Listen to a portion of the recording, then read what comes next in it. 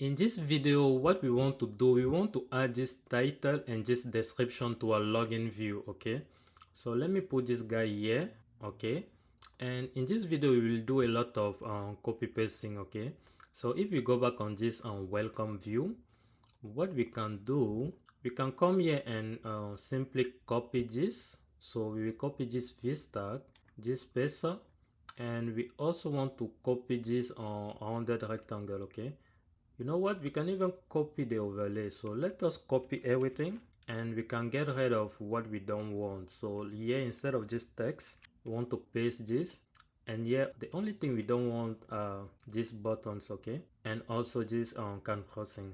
So what we can do, we can check where we have this button, and I think it's inside this on h tag. So what we want to do, we want to delete this. Okay, now what we want, we also want to delete this on can crossing. Okay, so the can crossing is this one, so we can remove this, and I think we are left with exactly what we want. Okay, so here, instead of welcome to, what we want is on login. So here we can replace this welcome to login.